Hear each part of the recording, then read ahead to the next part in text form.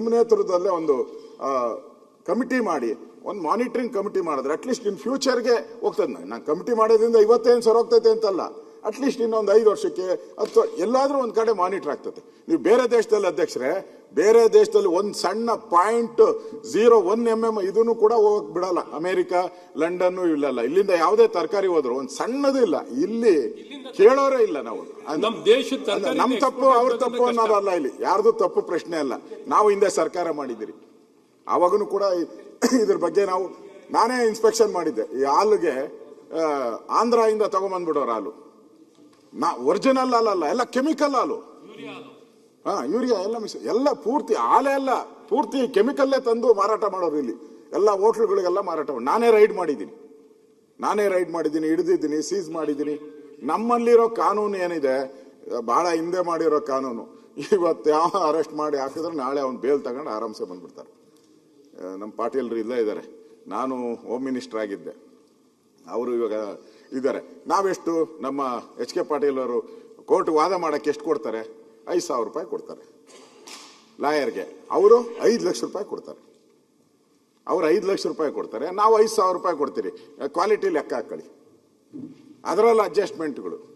ಅದರಿಂದ ಎಲ್ಲೋ ಒಂದ್ ಕಡೆ ಇದನ್ನ ಬದುಕೋ ಅಂಥದ್ಕೆ ದಾರಿ ಹುಡುಕಬೇಕು, ತಪಾಸಣೆ ಮಾಡಬೇಕು, ಆರೋಗ್ಯಕ್ಕೆ ಒಂದು ಮಾರ್ಗಸೂಚಿ ನೀವು ಮಾಡಬೇಕು. ಮಾರ್ಗಸೂಚಿಯ ಮಾನದಂಡಗಳನ್ನ ನೀವೇ ನೇತೃತ್ವ ವಹಿಸಿ ಮಾನದಂಡಗಳಾದ್ರೂ ಇಶ್ಯೂ ಮಾಡಿ. ಒಂದು ಗೈಡ್ಲೈನ್ಸ್ ಬಂದ್ರೆ ಅಟ್ಲೀಸ್ಟ್ ಎಲ್ಲೋ ಒಂದ್ ಕಡೆ ಕೆಲಸ ಶುರು ಆಗ್ತೈತೆ, ಪ್ರಾರಂಭ ಮಾಡಿ ಅಂತ ನಾನು ತಮ್ಮಲ್ಲಿ ಕೈ ಮುಗಿದು ಕಳಕಳಿಯಿಂದ ವಿನಂತಿ ಮಾಡ್ತೀನಿ. ಸನ್ಮಾನ್ಯ ಸಭಾಧ್ಯಕ್ಷರೇ, ಮಾನ್ಯ ಪ್ರತಿಪಕ್ಷ ನಾಯಕರು ಒಳ್ಳೆ ಸಲಹೆಯನ್ನು ಕೊಟ್ಟಿದ್ದಾರೆ. ಸತ್ಯ ಇದೆ, ಆಹಾರದಲ್ಲಿ ಮಾಲಿನ್ಯ ಇದೆ, ಗಾಳಿಯಲ್ಲಿ ಮಾಲಿನ್ಯ ಇದೆ, ನೀರಿನಲ್ಲಿ ಮಾಲಿನ್ಯ ಇದೆ, ಹಾಲಿನಲ್ಲಿ ಸಹಿತ ಮಾಲಿನ್ಯ ಇದೆ. ಇವತ್ತು ಅದರಲ್ಲಿ ಬ್ಯಾಂಗ್ಳೂರಿನಲ್ಲಿ ಬಹಳ ಜಾಸ್ತಿ ಆಗ್ತಾ ಇದೆ ದಿನೇ ದಿನೇ. ಬಹಳಷ್ಟು ಕಾರಣಗಳಿದ್ದಾವೆ. ಮುಖ್ಯವಾಗಿ ಜಲ ಮಾಲಿನ್ಯ, ವಾಯು ಮಾಲಿನ್ಯ. ನಮ್ಮಲ್ಲಿರುವಂಥ ಏನು ಇವತ್ತು ಕೊಳಚೆ ನೀರು ಶುದ್ಧೀಕರಣ ಘಟಕಗಳಿದ್ದಾವೆ, ಶುದ್ಧೀಕರಣ ಘಟಕಗಳು ಕಾರ್ಯನಿರ್ವಹಿಸದೇ ಇರುವುದರಿಂದ ಇವತ್ತು ಬ್ಯಾಂಗ್ಳೂರಿನ ಜನಸಂಖ್ಯೆ 1,40,00,000 ಆಗಿದೆ. 1,40,00,000ಕ್ಕೆ ಎಷ್ಟು ಶುದ್ಧೀಕರಣ ಘಟಕಗಳು ಬೇಕು? ಈ 1,200 MLD ಮಾಡಲಿಕ್ಕೆ ನಮ್ಮಲ್ಲಿ ಶುದ್ಧೀಕರಣ ಘಟಕಗಳಿದ್ದಾವೆ. ನಮಗೆ ಬೇಕಾಗಿರುವಂಥದ್ದು 1,800 MLDಗೆ ಶುದ್ಧೀಕರಣ ಘಟಕಗಳು ಮಾಡಬೇಕಾಗ್ತದೆ. STP ಸಿವೇಜ್ ಟ್ರೀಟ್ಮೆಂಟ್ ಪ್ಲಾಂಟ್ಗಳು. ಮತ್ತೆ NGT ಹೇಳಿದ್ರು ನಾವು ಸಿವೇಜ್ ಟ್ರೀಟ್ಮೆಂಟ್ ಪ್ಲಾಂಟ್ ನಿರ್ಮಾಣ ಮಾಡುವಂಥದ್ದು ಇದನ್ನು ಕಾಲಮಿತಿಯಲ್ಲಿ ಮಾಡ್ತಾ ಇಲ್ಲ.